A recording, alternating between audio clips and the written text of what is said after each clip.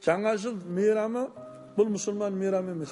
Жаңа жыл мейрамына дайындалу да дұрыс емес. Бұл әшейін күнделікті қара күнге ұқсап өтіп кету керек. Енді мысалы бізде бұл әдет болып қалды. Салют атады, анау атады, мынау атады. Есі дұрыс адам атпайды ма? Есі дұрыс адам Аллахтан қорқады. Сол салюттен де неше адам соқыр болып жатыр. Неше адам қолы жанып кетіп жатыр да. Одан гөрі жетімдерге. Мысалы осы айттарда ондай дайындық жоқ. Мысалы оразаның айтында, мысалы құрбан айттарда ондай дайындық жоқ та. Біздің ана қазір балдарымызға шейін жаман қылып жібердік та. Міне қазір балдарымызға маска беріп жатырмыз, ей жаным. Ертең мен қартайғанда мені алдайтын түлкі болған деп түлкінің маскасын беріп жатырмыз. Мысалы неше түрлі маскалар. Оның сана сезім соған жетіп барады да. Өзіңнің балаңның түрін өзгертілме, ол мұсылман ғой. Оны жақсылап түсіндіру керек. Астағфирулла, жаңа жылда қанша қыздар қыздығынан айырылады. Ол ақиқат. Қанша авария болады, бәріңіз білесіздер. Авариясы бар, төбелесі бар, қырылысы бар да.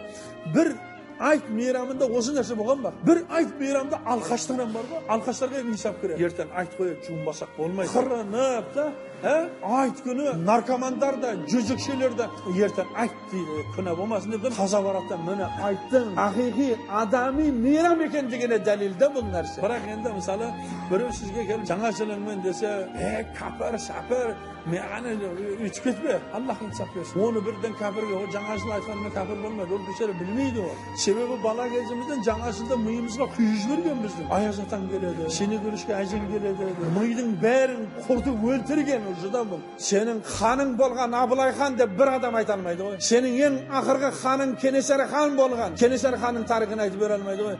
Аяз атаң кімге керегі бар сенің Аяз атаң? Ол кім еді ол? Өзіміздің ұлтымыздың, дәстүріміздің негізін балдарымызға түсіндіруіміз керек. Сонда сақталмайды, дін сақталмайды.